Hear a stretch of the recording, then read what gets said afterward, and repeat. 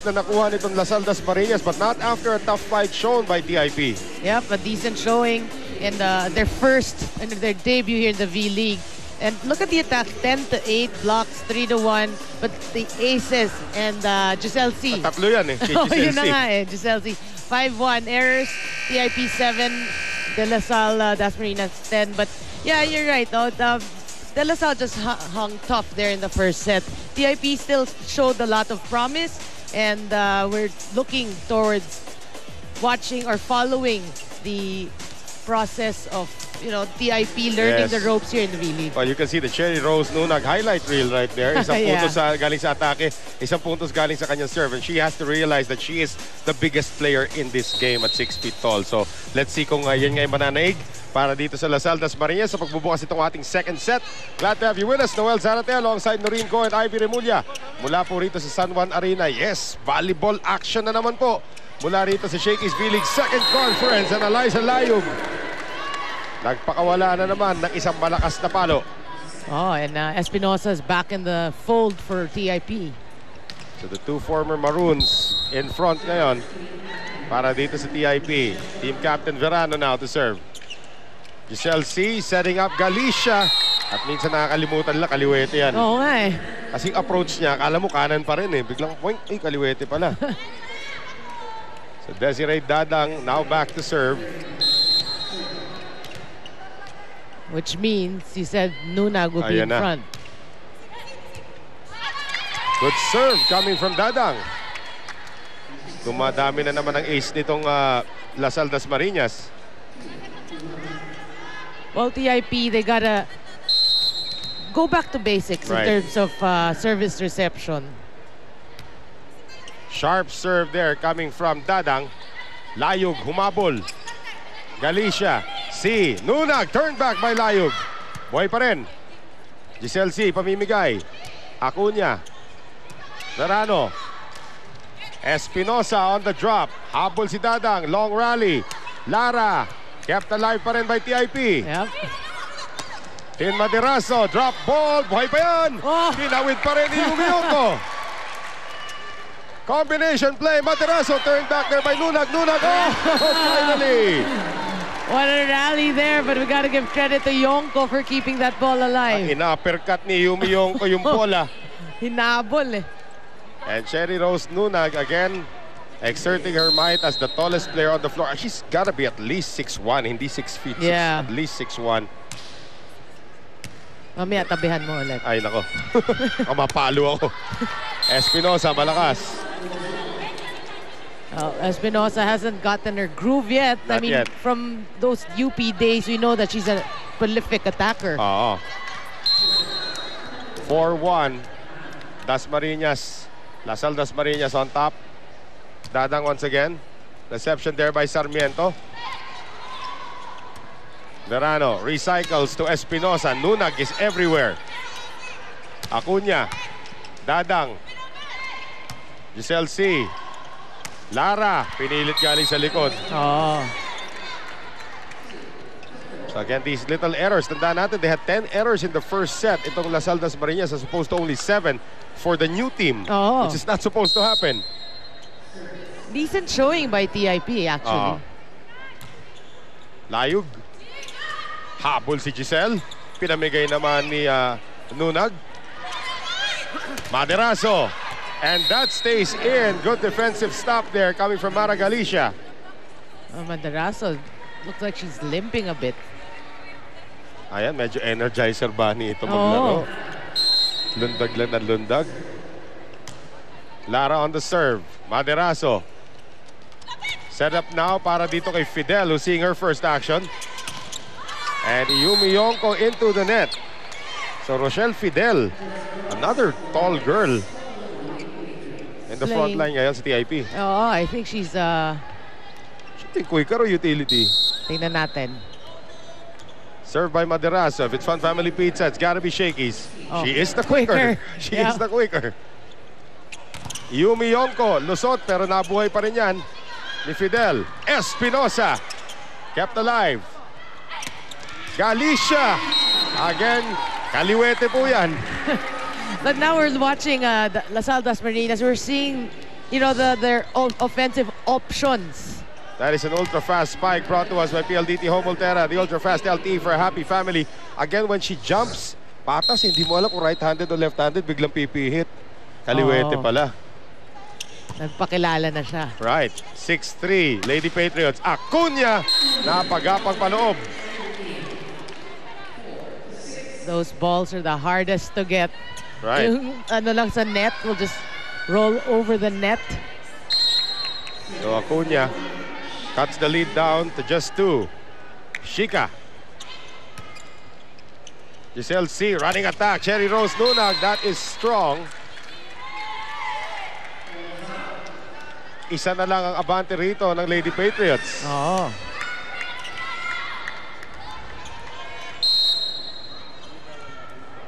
And the serve once again from Shika. Amutan. C. Yonko. Malakas. Uy, check ball daw. Etong si Rochelle Fidel. Oo. She admitted. Laki rin kasi yan. Hindi mo maiiwasan eh. She's about 5'10". Here's her 6-footer. Cherry Rose Nunag. Straight to Dante Malazarte. Again, the errors creeping in. Now Rochelle Fidel, her first serve of the game.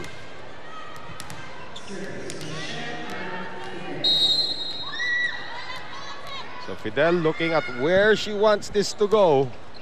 Good serve. Biglang lumiko eh. Look to the left, serve to the right.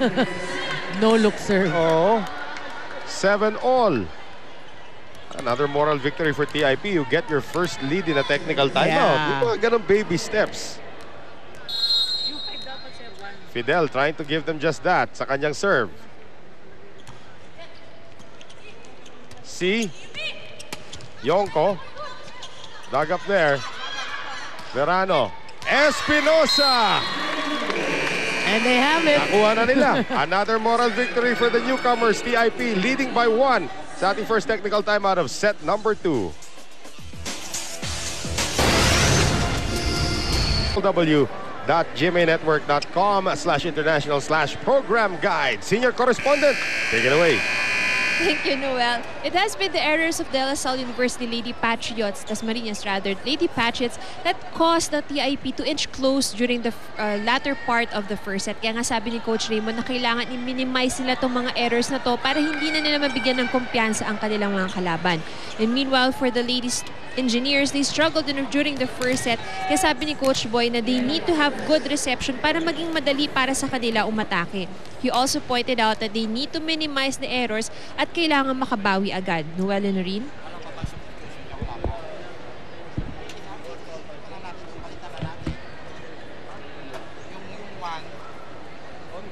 Lumapit sa ating official stable. Oh, they're checking the rotation. Is it the rotation or is it a jersey problem? Titignan natin dito what gives because ayan, napahadal na tuloy itong TIP. And again, the guys who have been here before, Eliza Layog has played here before, Shika Espinosa, Hezime Acuña, Tin Maderaso, marami ng veterano, Jeka Perez, they've all played here already in the Shakey's V-League on this stage before. Ito, practically the entire team ng Dasmarinas has already played here as well. So, konting adjustment na lang yan. It's been a while since some of these teams actually played in an air-conditioned venue with lots of lights. Yeah. So, and a crowd. Oo. Especially yan, pag kunyari may isang crowd favorite na naglaro dito. Like say, Ateneo goes up against, sabihin natin, Arellano. That's always a good matchup. Two champions, di ba? And then sila yung isang game before that or the game after that. So that's going to be something na to get used to that. And this is a good-sized crowd also today. So Philip Season is still talking to our table officials. Sasap na lang natin. Ha? Bira yung pangyayari niya. Parehas pa sa... Oo. Patuloy na natin ito. Isasap na lang natin. Hindi mo nakita. Ang alam ko ito 5 eh. Pag patuloy ay isasap na lang natin. I still don't see what the holdup is dun sa official stable. Coach Mac is actually there. Maybe Ivy can check out what's going on also there. Si Ivy nakatali. Ayan. Parang aso. Ha? Palitan na lang. Palitan na lang natin. Palitan na lang. So coach, referee Philip Season will now address TIP. It looks like it is a jersey issue. Not quite sure. Kanina. Pasukin lang natin yung palagay. Nagkamali ang wala niya. Hindi na check? Oo. Papalitan na lang natin. Sa bagay, ang score ganun na lang. Ah, mali yung nakalagay sa papel. Sige. So it will be De La Cruz who is in sa open spiker instead of Shika Espinosa. And I think this has to be explained also to Dasmarinas. Sa kanila okay lang naman. I think they did. The problem is I feel that the officials did not double check. That's the second referee's job, Yeah. which is Philip Season. Yeah. Right now, and Dante Malasarte now explaining to Yumi Yonko, the captain nitong Dasmarinas, kung ano nangyari. So nagkamali dun sa papel na ibinigay for the starting lineup. Instead of number 1, nalagay number 5. But number 1 saw action. So, ano to? No harm, no foul? Or is there going to be a penalty on TIP? It's not their fault. Kasi nga, iba yung nakasulat dun sa papel. Yeah. I think they're gonna let it go. Yeah. TIP is up by 1. So the serve ngayon para dito kay Fidel. Attacking Yumi Yonko. Tabla na tayo, 8-all. But that lull might do LaSalle good. Titignan natin which team comes out firing. Yumi Yonko. Axel is the official outfitter of the Shakey's V-League. Verano, Acuña, C, Galicia, Lara, Verano, Sarmiento, no third ball. Good off-speed hit there by Lara. And again, Lara sort of reminds you, yung kanya playing style like Janet Panaga of College of St. Benilde, yung hindi mo alam kung saan siya pupunta sa kanyang mga tira. Very versatile player. But the same approach all the time. 9-8 in favor of Dasmarinas. Giselle C, quick set. Dadang, naabangan that time ni Layug. Acuña, second ball firing. C. And that is kept alive by Maderazo. Tinawid niya ni Verano. Still alive here. Lara. Dug up by Acuña. Galing sa likod. De La Cruz. Yes! Uy! It looked like it was in, but the linesman said no. Yeah. From our angle, it looked like it was in. Well, good idea actually kasi zone 1 talaga walang katao-tao doon. So 10-8 in favor of Dasmarinas. Good serve. Acuña, pinagapang na naman. Layo gets it across. Still kept alive. Wow, good reflexes there by Giselle C. Acuña, Yumi Yonko, C, kabila, Maribeth Lara. Inangat ngayon, Acuña. Yes. Sabi ni Acuña, masyado ka na ma-reflex, ha? Giselle C. Tama na. 10-9 is our score. Palitan ng tao dito para sa kumparan ng Dasmarinas. Our first look now at Baseline Delfin. Seeing her first action. Hula mo yung edad? 15. 16 naman. She will turn 17 on December 20. So matagal-tagal pa. So Delfin, and she's quite tall, ha? Yeah. And that is not gonna go through from Desiree Dadang. Tabla na tayo, 10-all. A close second set. Well, again, a little bit of lackluster coming from itong Dasmarinas. If it's Fun Family Pizza, it's gotta be Shakey's. TIP, of course, nangangapa pa, but that won't last long at the rate these girls, the Lady Engineers, are going. Giselle C. There's the 17-year-old getting her first point of the Shakey's V-League. Oh, 16, turning 17 in December. December 20. Yep. That is Baseline Delfin. Giselle C. Nice serve. Acuna, second ball na naman yun. Not sure the right thing in mind. You know, for me, if you want to be aggressive, go ahead. Sayang. But Giselle C gets another point. Again, we always make a point about Giselle C. Turns into a statue before she serves. This time, minamadali na niya. That is returned. And nobody there for Dasmarinas. Well, they thought it was out. Parang naka-leg weights bigla itong Lady Patriots. The second set, I mean, look at this. It's a high ball. Bumalik. Sabi ni Galicia, oh, Giselle, saan ka? Sabi ni Giselle, sabi mo out.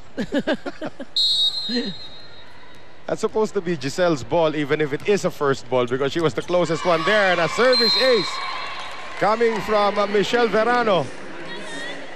But you know, TIP is looking good. Although they lost the first set, they're looking good here in this match. Right. For a newbie. And Michelle Verano once again, this time into the net. 13-12, Dasmarinas. At finally, nakabalik na sa harapan si Cherry Rose Nunag. Oh. Tagal-tagal naghintay. Dadang now. Good serve. Layug off the block, kept alive there by Yonko. Nunag, inangat. Nakaluhod na ito si Delfin. Tinawid pa rin niya. Quick set ngayon, papunta rito kay De La Cruz. Galicia doing the setting now para kay Delfin. And Delfin packs a lot of power. 16-year-old kid with that kind of power. Yeah, what a rally there. Sabihin lang naman ng coach sa kanya, with great power comes great responsibility. No, but you gotta give credit also to Galicia. That was a great set. Yan na nga eh. Nagmistulang setter talaga siya ron. 14-12, De La Cruz across. Giselle C. Delfin again. And Delfin is terrorizing the college girls of DIP. What a substitution. Grabe, yan ang magic bunot. Super sub. At hindi na may hintay ng TIP yung technical timeout. They need to talk things over now. Tingnan niyo yung spiker. Kung saan nakaharap yung spiker, dito yung patulola niya. Dapat dito yung pwesto. Yung pwesto natin, labo-labo eh. Saan? Siya pinagpapanggaan para sa gitna. Tingnan niyo yung spiker. Diba? Why not mo din sa dito nyo? Blacking sabi ko kasi sa blacking hindi naman matatakas yung bola nila. Kaya kaya ng blacking kaya lang basahan yung ayos. Guys! Paano pwede yung spiker?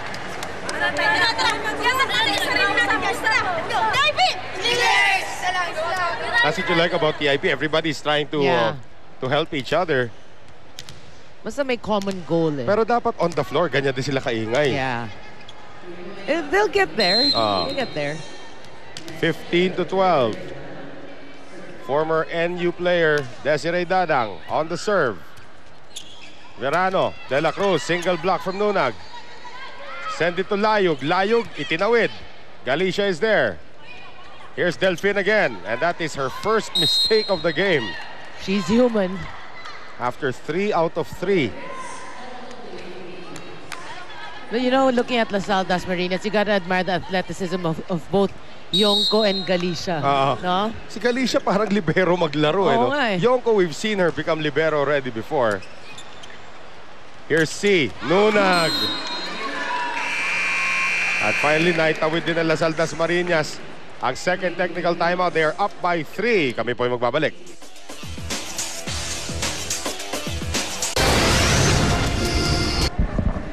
Back at us here, ladies and gentlemen, for V-League updates on GMA International. Just follow the following Facebook accounts at nahanap na po natin ang ating Shakey's Face of the Day. Luto ito, luto. That's another Yonko right there. Iona Yonko, 22 years old from Bacoor, Cavite. Tuwan-tuwa si Ivy, taga Bacoor pa yung nakuha nating player. Mag-share ata pero, sila. Pero ayun na nga eh. Oy, Iona, kasama tayo dyan sa pizzang yan. Of course, that's all of the Yonko sisters na nakita na natin. Iona, of course, plays for Emilio Aguinaldo College naman sa NCAA. So 16-13 ang ating score. Supporting, of course, your sister Iumi. How many are they? Tatlo sila magkakapatid na Yonko. For si Iya. All players now. All players. And that one is going to work for Dasmarinas. Of course, si Iya is probably the most famous of the lot kasi nag-national team pa yan eh. Si Iya. With the 2013 Shakey's B-League selection that went to Quang Tri. Yeah. Correct. So 17-13. Serve by Delfin. Mabigat din, pati serve. Fidel into the net. Now a 5-point lead para dito sa Dasmarinas. Well, TIP's got to settle down. We always say that because sayang yung start nila, keeping it close. Mikasa is the official ball of the Shakey's B-League. 16-year-old.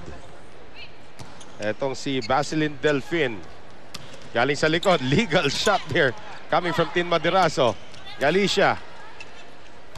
Habol si Verano.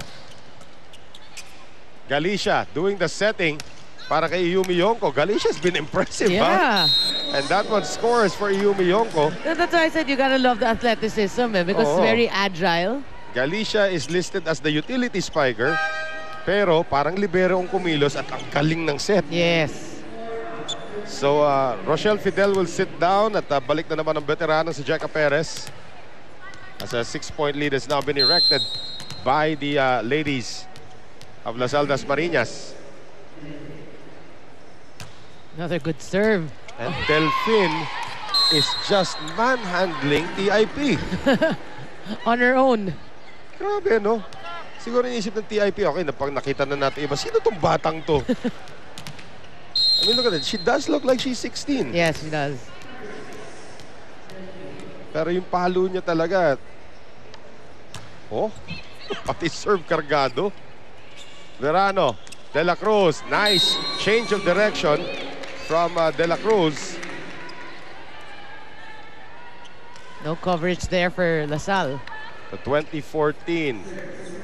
Tin Madirazo. Bumalik na naman si King B dito. Sabay pa tayo. Delfin. Si Yonko into the net. We've seen a couple of that from Yonko. Well, si Iyumi kasi, I mean, if you've seen her talaga the open spiker, ang dami niyang bola. So talaga may mga tapon din na tira, may mga gano'n. But again, she gets a bunch of shots. Sayang. Jeka Perez mistiming it that time. And serve specialist daw itong si... it's gonna be a double sub. Yeah. So Micah Chanko comes in. So full front line once again with C sitting down. Navidad is back. Tama na rin. Justine Navidad. 21-15. Oh, good serve. Wow, what a serve. Acuna. Nakaisa si Chanko dun. You know, a lot of setters, they really purposely do that para to fool the blockers. Galit si Jeka. Nakaisahan tayo dun 22-15.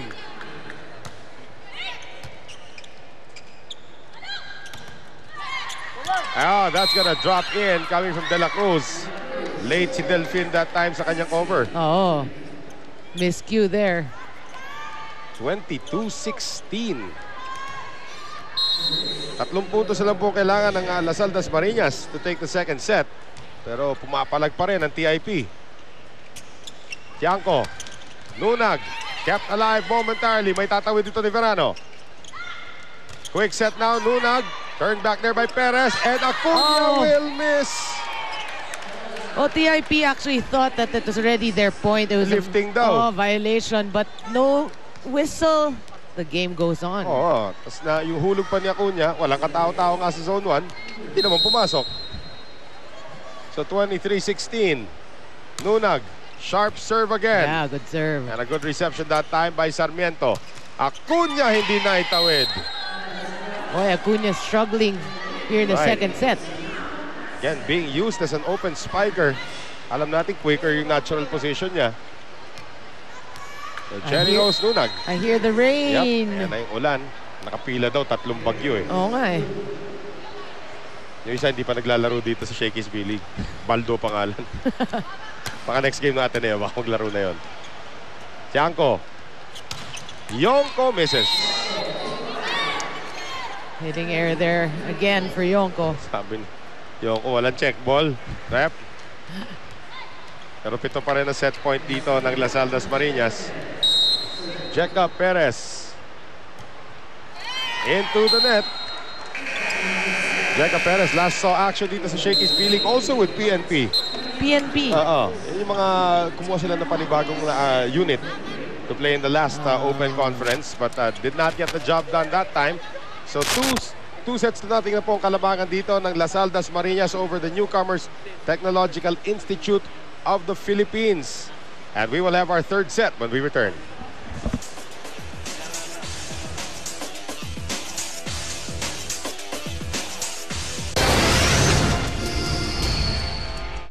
Para sa tiwala, suporta at pagmamahal. Thank you, Kapuso. GMA Fans Day 2015 on July 26 at the Mall of Asia Arena. Para sa ticket, sumutok lamang sa GMA at mag-log on sa gmanetwork.com.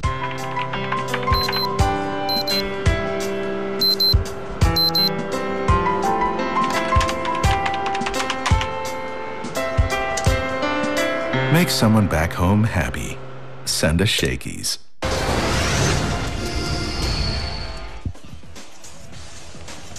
At yung mga numero from that second set, a little bit of a good fight shown at the start para sa TIP. Pero sa dulo, Lasal Dasmariñas pa rin ang nanaig. Look at the 12 attack points. Yep, they pulled away, you're right, well, with their attacks. Obviously, the reception was a lot better. They're able to implement a couple of plays. And blocking as well went the way of De La Salle. But as a whole, you're right, no? TIP had a good showing there in the second set. Pero La Salle just pulled away. Too many errors for TIP. Tingnan natin yung ilang action dito. Habulan ng bola talaga dito sa ating sahig. Well, you gotta love the hustle of these girls. Kanina si Iyumi Yonko had a heroic save. And of course, itong kupunan ng Lasal Dasmariñas taking set number 2. So ngayon, adjustments na naman para sa TIP in the third set. And again,